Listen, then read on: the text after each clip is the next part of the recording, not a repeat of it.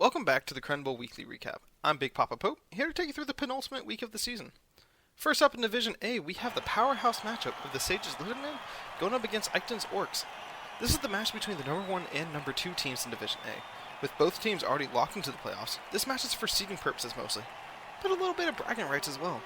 Both teams have obviously had very successful seasons, but Eichton especially as he comes into this week with 0 losses on his record. That is going to deter Sage, though, as he looks to knock Eichton off the top of the division. Alright, starting game off on turn 2, where Sage is already breaking through the Orc line and blitzing the ball carrier, immediately making the Orcs think on their feet and try to recover this ball before they lose all control on this drive. The turn 3 recovery effort doesn't go to plan for the Orcs, though, as the Skink is able to run over and grab the ball. And with the blockers already in position to protect him, Eichton finds himself in a difficult position early in this game. On the next turn, the Orcs couldn't respond and the Skink brings the ball up the sideline and threatens to score quickly, putting a huge amount of pressure on the Orc side.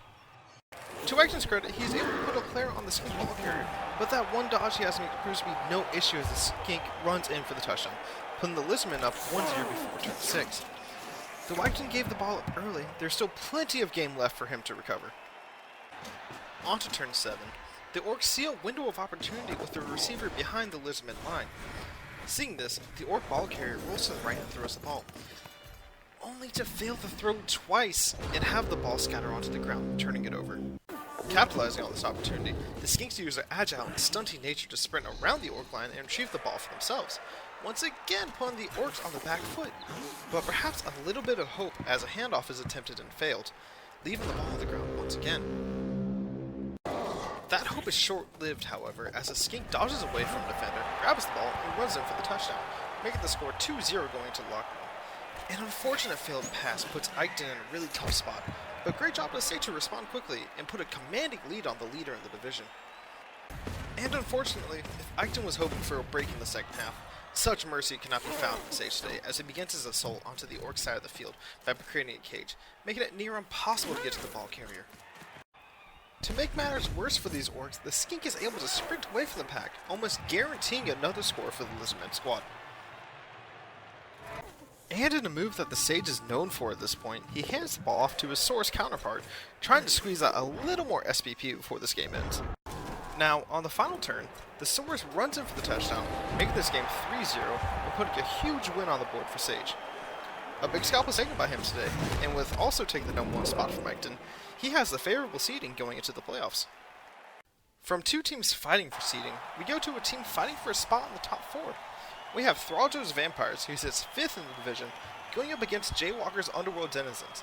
Although Thralljo inherited 3 losses coming in on week 4 because of another coach bowing out, he has gone on an incredible 5-win, 1-loss run to put himself into playoff contention.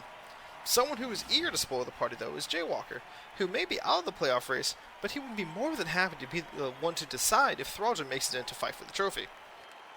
Starting off on turn 2, with Jaywalker receiving the ball, his early attempts of a breakthrough on the left side have not gone his way, so he rolls to the right and finds an opening there, putting the Vampires in a rough spot with a notoriously low movement allowance. Moving on to turn 4, where the Vampires try to put a defense up, but it fell short as the ball carrier is able to get behind his team who are screening around him, making a response by the Vampire team even more difficult to produce. On the next turn, the screen works exactly how it was meant to and allows escaping ball carrier to break away from the field. Jaywalker was able to use this advantage to delay the score into the last turn of the half, with the only response being a single Vampire barking the lineman. That is quickly dispatched of, however, and the lineman brings the ball in for the touchdown, making this game 1-0 going into the locker rooms. A fantastic offensive drive by Jaywalker, as he exploited the low movement allowance of the Vampires to put Thralljo in a really difficult spot defensively. Before the end of the half, however, Thralljo elects to use his turn 8 to foul the biggest threat on the field, the Warpstone Troll. And he successfully enters him. On top of a failed regen, this large threat puts the team value advantage heavily towards Thralljo going into the second half of this game. At the start of the second half, with Thralljo trying to create some separation between his ball carrier and the Denizens, he has his Vampire break away from the Skaven and pass to another Vampire, who tragically rolls a 1 into another 1, causing the ball to scatter onto the ground and put it in a great spot for the Denizens.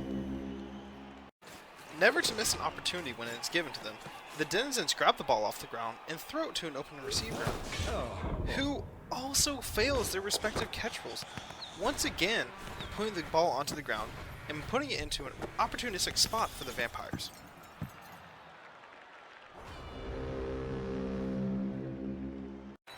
Finally finding his footing into the half, Thralljoe blitzes escape off the ball and goes for the pickup.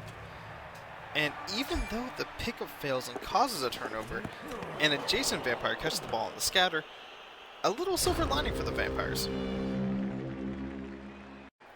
On the next turn, attempt number 2 is made for the pass and is actually successful this time around. This allows the receiver to break away from the pack, a great recovery effort by Thralljoe that has converted into offensive pressure of his own.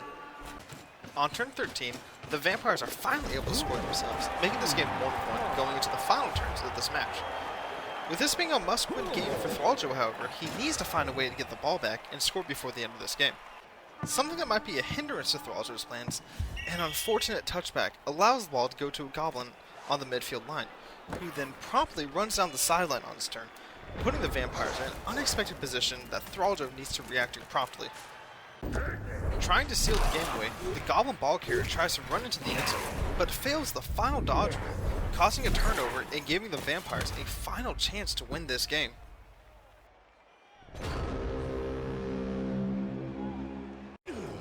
With the Vampires now recovering the ball, a throw and a handoff allow them to start the push onto the Denizens side of the field, perhaps stealing this one away from the Denizens in the final turns of this game. With a few players back for Jaywalker, he will need to attempt some heroic plays to prevent the score from happening. And that heroic play comes in the way of his Skaven thrower, who blitzes the Vampire into red dice and is actually able to knock the Vampire down. But not all is saved yet, as the ball is placed out of bounds and is launched towards the Denizen end zone. One final chance for the Vampires.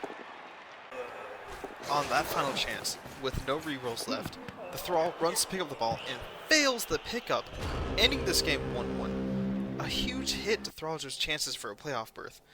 But what a game played by both sides. Even though Jaywalker is out, he showed his abilities as a coach today. With this tie, Thralljoe's chances of making it into the top 4 has taken a hit, as Alay won his match this week.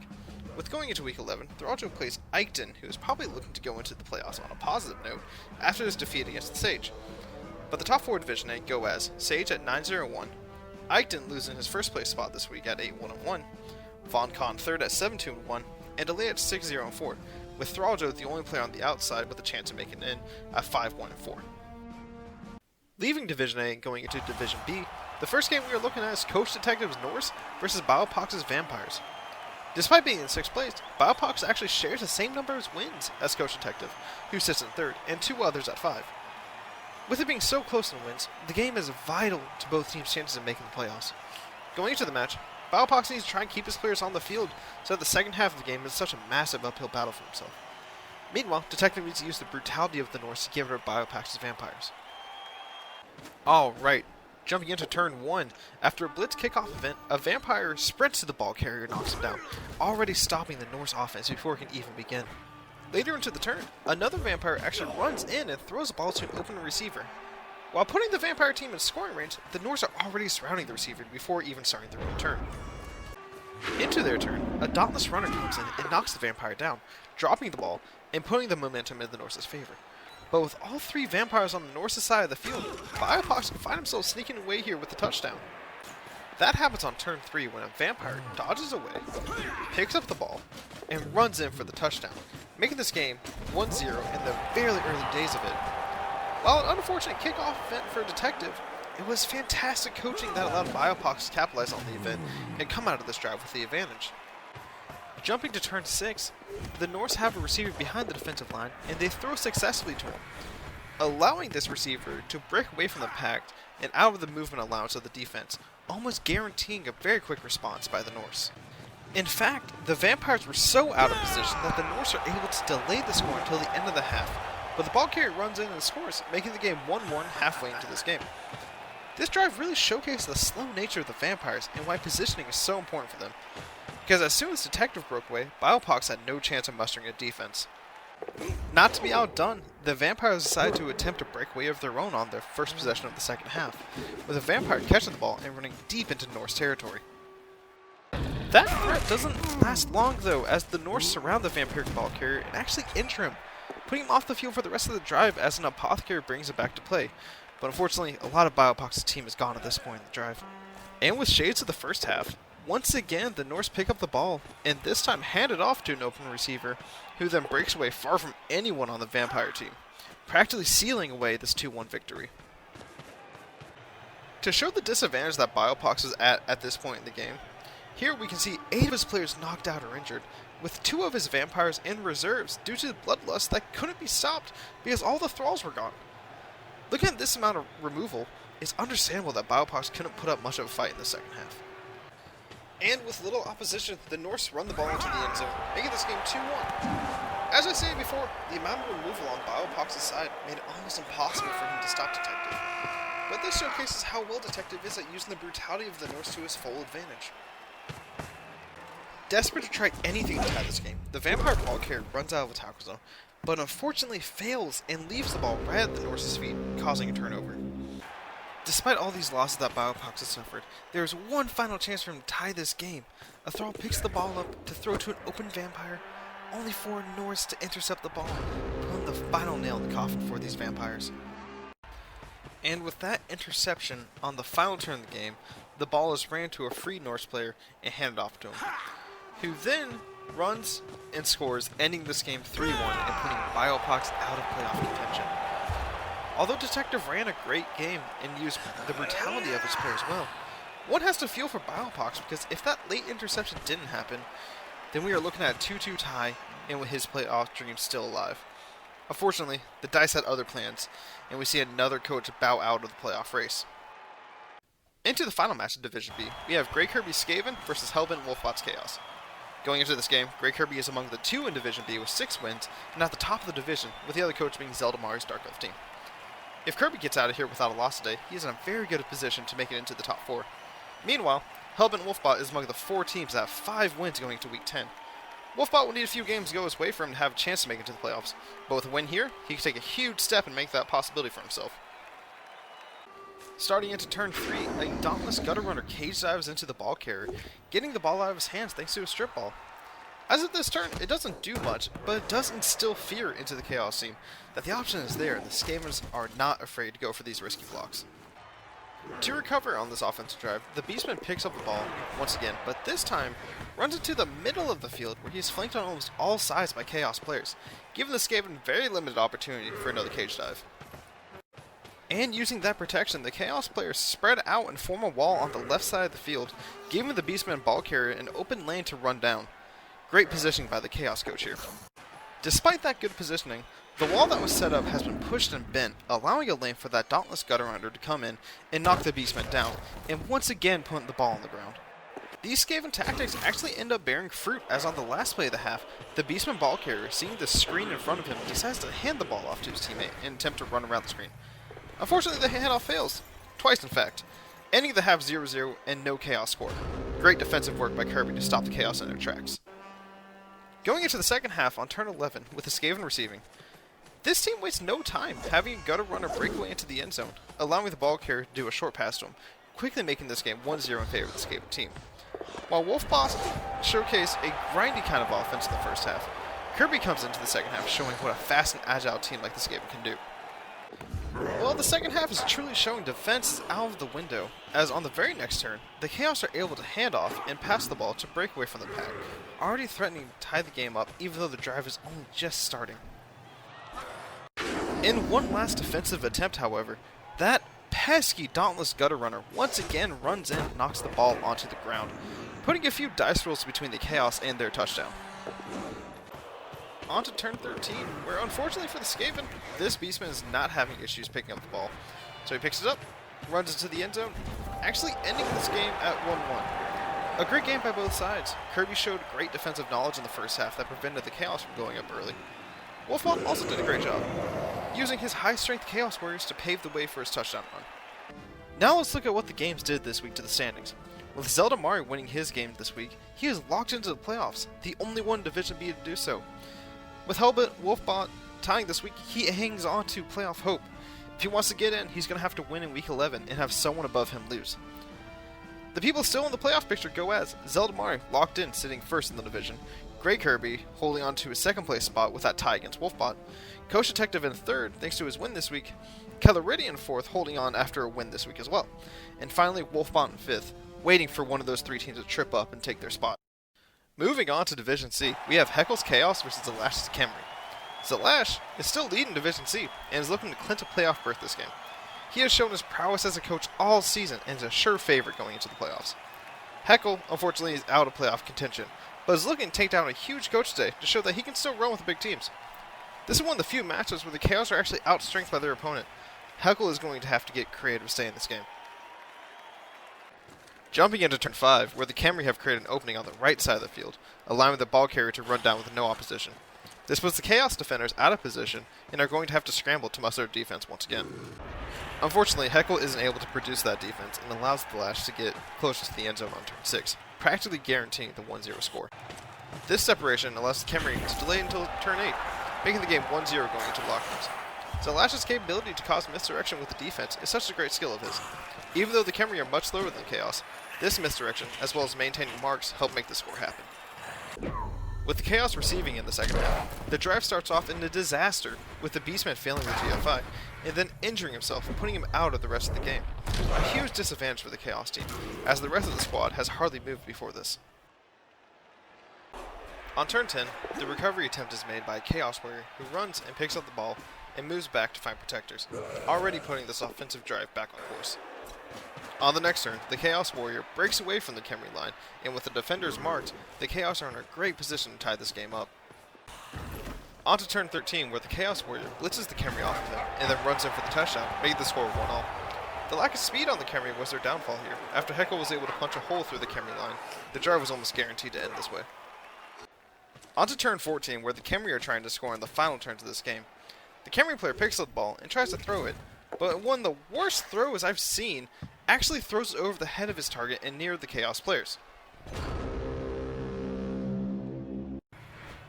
In a chance to get the ball away from the Camry, the Chaos Warrior picks the ball up, but fails the GFI roll, dropping the ball onto the ground and leaving a scoring opportunity for the Camry.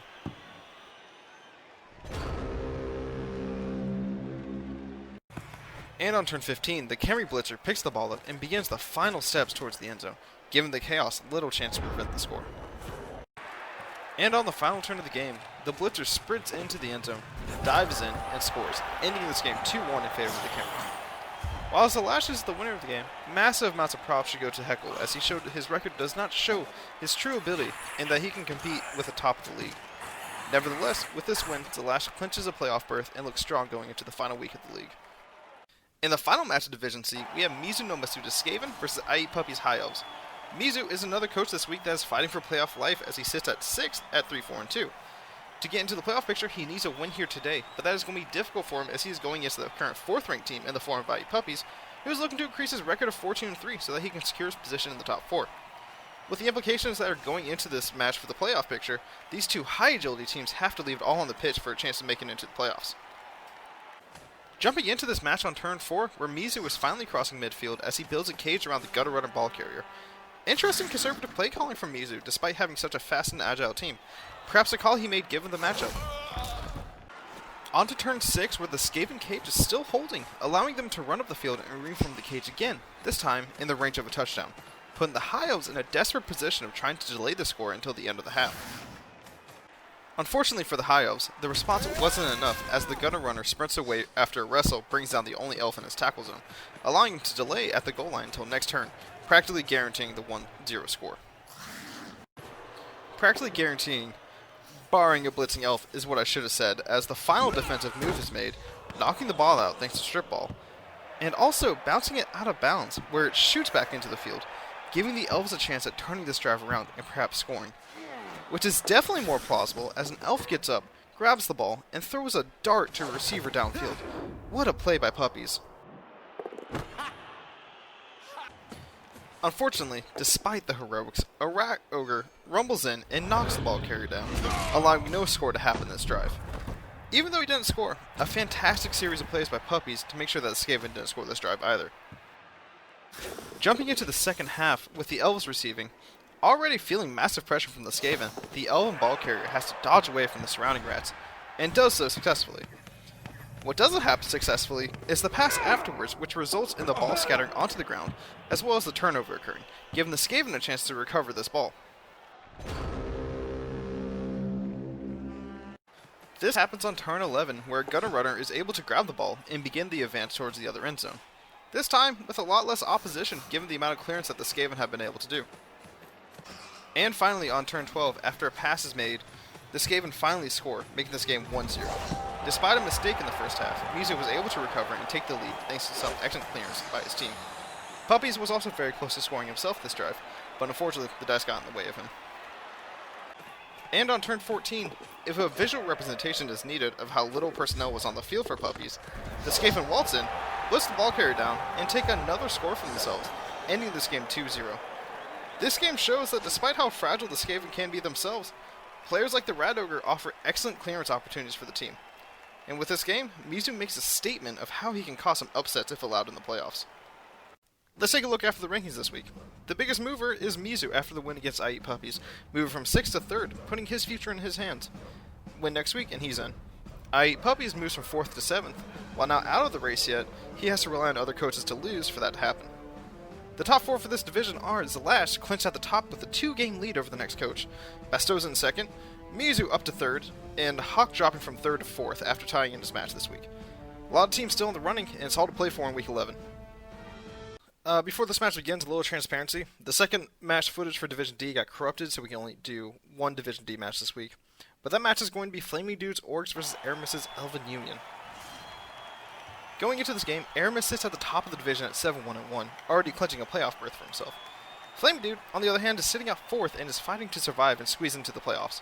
While the high agility of the Elves is a known commodity, Aramis as a coach is not someone to take lightly, and while he is locked into the playoffs, he is not going to be pulling any punches with this match, so Flaming Dude needs to bring his A game if he wants a chance to win. Jumping into the match on turn 5, where we see the Orc ball carrier darting down the left sideline and into a cage.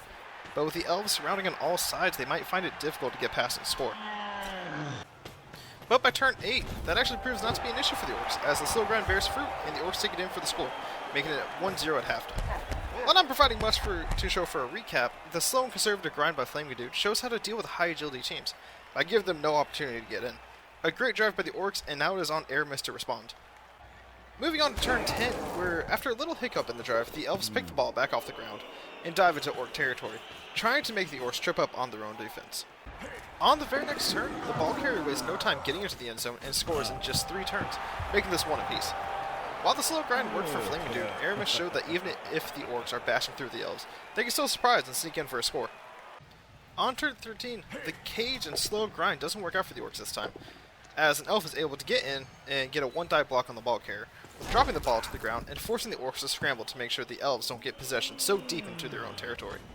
On turn 14, the Orcs are hoping to find a score quickly in the twilight of this game, as the Orcs are able to pick up the ball despite the rain putting a -1 to pickup rolls, and run down the left sideline once again. On the next turn, the Orcs extend even further and cross into the Elf side of the field. The Elves are finding it really difficult to respond to this cage that is being set up by the Orcs. And finally, on the last turn of the game, the Orcs try to hand the ball off to score, but unfortunately failed the handoff, ending this game 1-1, showing that the delay caused by Aramis at the beginning was huge to the outcome of this game. Alright, like I mentioned before, the second game's footage got corrupted, so there's no 8th game this week. I apologize to everyone in Division D, but there's unfortunately nothing I can do. But looking at the standings, Aramis moves down 1 spot after that tie, putting his record at 7-2-1. A great achievement by Flaming Dude to give him his second tie. And with that tie, Flaming Dude actually keeps on to his 4th spot, hanging on to the last playoff berth. The top 4 for this division goes as follows: Jay Bozin in 1st, Aramis in 2nd following this week's tie, Adok hanging out to 3rd even after his loss this week, and Flaming Dude in 4th as mentioned before, with Gray 007 on the outside looking in at 5th, just hoping one of these teams slip up next week. And thank you guys so much for watching. I've been Big Papa Pope. Hope to see you next week for the final week of the season. Should be a lot of good games, but I will see you guys then, and take care.